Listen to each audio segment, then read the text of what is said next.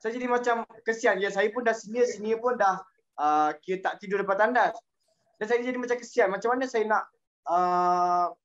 bila bebas ni, macam mana saya nak bagi pengajaran kepada orang. Dan saya menggunakan platform YouTube dan TikTok.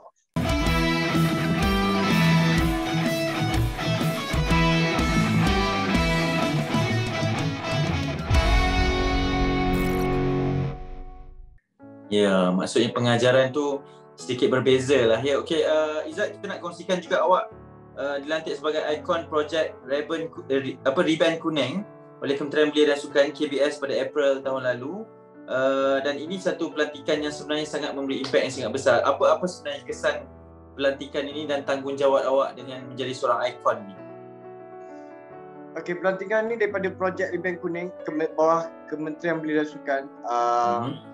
Dan tanggungjawab saya adalah memberi kesedaran kepada masyarakat. Dan ini adalah salah satu yang paling bermakna pada saya. Kalau saya buat salah sekali lagi, saya akan menanggung malu yang sangat besar.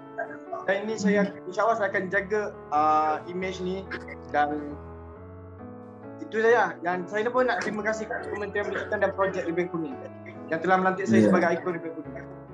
Ya, dan selepas awak dilantik, awak kerap memberikan aktiviti ceramah kepada orang lain atau berkongsi pengalaman, atau apa sebenarnya peranan yang diberikan kepada awak ni, Izzat? Okey, saya juga aktif di sekolah-sekolah sebelum ni, sebelum COVID. Dan selepas COVID ni saya hanya menggunakan platform TikTok dan YouTube lah.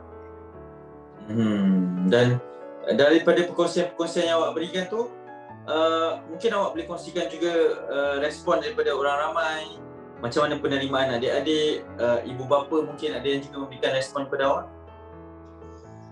Okey, asalnya keluarga belah mak saya memang kurang penerimaan. Tapi bila saya terangkan balik, alhamdulillah mereka dapat terima dengan baik. Dan orang kampung saya, masyarakat pun dapat terima dengan baik.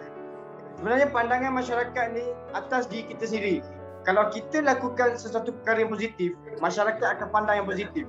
Tapi kalau kita lakukan perkara yang negatif, masyarakat akan pandang negatif. Tapi penerimaan masyarakat pulang kepada mereka.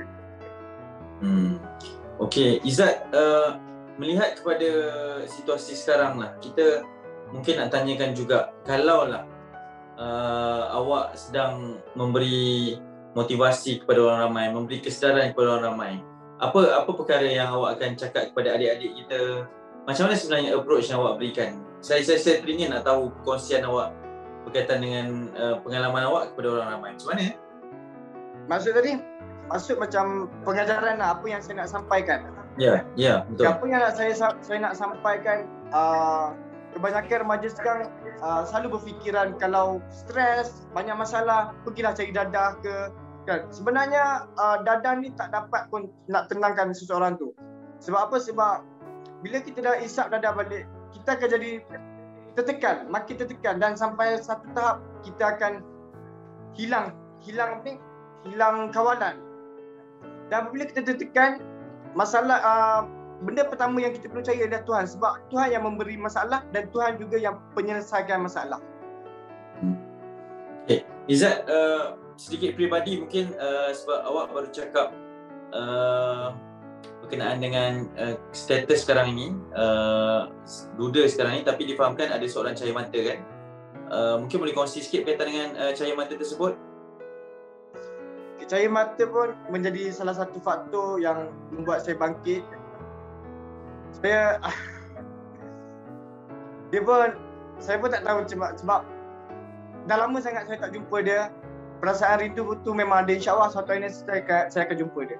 Okey, baik. Kalau berjumpa, mungkin apa yang Izzat ingin buktikan kepada anak berkaitan dengan perubahan yang sedang berlaku, apa yang Izzat sedang lakukan? Mungkin sore nanti dia boleh menjadikan Izzat sebagai ikon juga untuk diri dan kehidupan Izzat. InsyaAllah kalau saya dapat jumpa dia balik, saya nak buat yang terbaik. Saya nak jadi untuk dia bapa yang terbaik. Walaupun saya bukan yang terbaik, tapi saya cuba untuk jadi yang terbaik. Ya, insyaAllah kami juga doakan semoga sekali berjalan lancar buat Izzat dan sekeluarga. Izzat, kalaulah Izzat ni boleh berjumpa semula dengan Izzat ketika berusia 17 tahun, apa nasihat Izzat yang berumur 22 tahun ini nak berikan kepada Izzat yang berumur 17 tahun tu? Apa yang Izzat nak katakan? Nasihat saya, saya bagi satu kata-kata, jika kegagalan yang kita cari, itulah yang kita akan jumpa pada masa depan. Tapi jika kejayaan yang kita cari, usaha itu perlu teruskan. InsyaAllah Allah akan hadirkan sebuah kejayaan. Ya, betul. Dan ada juga yang mengatakan bahawa sebab sekali kita dah melakukan kesalahan ini dan mungkin antara musibah yang melanda Izzat adalah Izzat ditangkap polis. Tapi kalau tak ditangkap tu mungkin satu perkara yang lain juga yang berlaku. Dan sekarang ni Izzat diberikan peluang yang kedua untuk membuktikan diri kepada dunia, kepada masyarakat, kepada anak sendiri, keluarga juga berkaitan dengan siapa Izzat sekarang ini.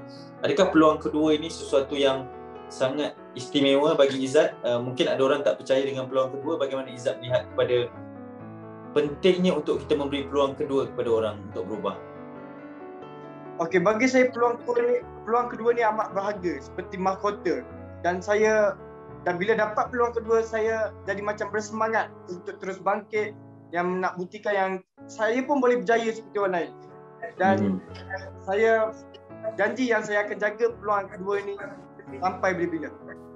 Okey Izzat, kita nak tanyakan juga sebab Izzat dah berkongsi banyak di YouTube dan juga TikTok, tapi mungkin secara eksklusifnya bersama dengan kami di Cool FM ini, di Hero Kita, ada kisah yang membuat Izzat terduduk ke, terdiam, menangis, menitiskan air mata? Apa yang berlaku sebelum ni yang kalau Izzat boleh kongsikan juga? Okey, yang membuatkan saya paling menyesal ialah dahaka kepada ibu bapa. Cerita dia, saya waktu tu mak saya nak menega nasi dagang dan saya membuang, saya minta duit disebabkan dadah, ni semua disebabkan dadah. Saya minta duit dengan mak saya untuk beli dadah, tapi mak saya tak bagi, saya buang nasi dagang dan perkara tu membuat saya menyesal sampai ke hari ini. Apa yang terjadi selepas itu? Ada apa-apa peristiwa yang berlaku? Macam mana dengan keluarga sekarang ni?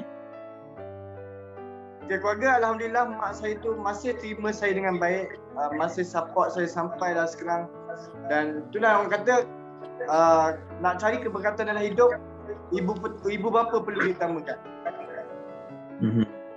Apa yang awak boleh beritahu kepada semua orang bahawa sebenarnya kita bukan bercerita mengenai individu yang melakukan kesalahan saja, tapi buat keluarga itu juga sebenarnya penting dalam memberikan sokongan kepada anak-anak, adik, abang, kakak. Sokongan keluarga tu Zat, macam mana sebenarnya? Okey, sokongan keluarga ni amat penting sebab apa? Bagi saya, pesanan saya apabila orang-orang macam saya bekas-bekas banduan ataupun bekas-bekas salajurwana yang baru bebas, keluarga jangan sesekali pinggirkan. Sebaliknya keluarga perlu rapatkan hubungan. Contohnya kalau saya nak buat kebaikan, keluarga ni perlu menjadi orang pertama. Kalau ada masalah ke apa, keluarga perlu menjadi orang pertama untuk mendengar masalah anak yang seperti saya. Ya, dan mungkin awak ada juga nasihat untuk diberikan kepada mereka yang senasib seperti awak, yang dah keluar daripada mana-mana pusat tahanan atau mungkin dari sekolahan negeri yang masih lagi takut, masih lagi kurang keyakinan untuk meneruskan kehidupan, untuk mencari peluang kedua ni. Mungkin ada pesanan Izzat? Okay, pesanan saya pada orang macam saya, kita perlu bangkit daripada kisah silam. Jangan pernah tenggelam dengan kisah silam. Sebab guru yang terbaik dalam kehidupan adalah belajar dari kesilapan. Dan insyaAllah kita teruskan usaha melakukan perkara-perkara positif. InsyaAllah suatu hari nanti kita akan dapat apa yang kita impikan. Ya, apa yang Izzat boleh kongsikan kepada semua yang menonton ini? Untuk kita berikan pengalaman dan juga pengajaran kepada semua. Izzat sekarang mungkin nak kongsikan apa perancangan Izzat dalam kehidupan selepas ini? Okay, perancangan saya nak tamatkan pelajaran di peringkat diploma dan insyaAllah selepas tamat peringkat diploma ni saya nak sambung ke cabin crew untuk menjadi seorang pramugara dan insyaAllah saya nak bekerja dan hasil daripada titip peluk saya tu saya nak hantar mak dan ayah saya pergi haji. InsyaAllah, doakan saya. Ya, insyaAllah ini satu usaha yang murni, satu niat yang murni kami doakan dan saya percaya seluruh rakyat Malaysia yang menonton juga akan mendoakan. Izzat, terima kasih kerana sudi soalan kami. Mungkin ada sedikit kata-kata terakhir, sedikit nasihat berkaitan dengan pengalaman awak sendiri sebab ini bukan pengalaman yang semua orang akan rasa, yang boleh rasa awak hanya lalui, awak antara insan terpilih juga untuk menasihati satu cabaran yang sangat besar ni. Mungkin ada sedikit kata-kata buat semua orang berkaitan dengan kehidupan ini, berkaitan dengan jangan lakukan kesilapan sebegini atau apa-apa saja nasihat dari awak, Izzat. Silakan. Okay, macam yang saya katakan tadi, jika kegagalan yang kita cari, itulah yang kita akan jumpa pada masa hadapan. Tapi jika kejayaan yang kita cari, usaha itu perlu teruskan. Sebab apa? Sebab kejayaan tidak akan datang dengan mudah. Kita perlu usaha dan usaha. InsyaAllah Allah akan hadirkan sebuah kejayaan. Ya, Izzat, terima kasih banyak-banyak ke studio kami. Sama-sama, terima kasih. Semoga berjaya kita ucapkan. Amin, insyaAllah, terima kasih. Ya, nanti bila keadaan dah baik, insyaAllah kita jemput datang ke studio untuk bersama dengan kami berkongsi lebih banyak lagi, sebab ini mungkin antara perkongsian-perkongsian yang boleh memberi inspirasi kepada semua orang. Semoga berjaya kita ucapkan ya. Amin, insyaAllah, terima kasih. Assalamualaikum. Waalaikumsalam. Baik, itu dia bersama dengan saya adalah Izzat, antara bekas pelajar di Sekolah Henry Geni yang telah berkongsi pandangan pendapat berkaitan dengan pengalaman yang dilalui untuk menjadi inspirasi kepada semua orang. Bukanlah kita galakkan untuk kita melakukan kesilapan sehingga ditangkap, tetapi mungkin kisah ini boleh menjadi pengajaran kepada semua orang untuk mengelakkan diri daripada terjerumus ke arah melakukan kesilapan, dan kita juga boleh bangkit daripada suatu perkara yang mungkin sebelum ini kita tidak inginkan. Okey, teruskan bersama saya Halim Miswan di Hero Kita di Cool FM. Assalamualaikum.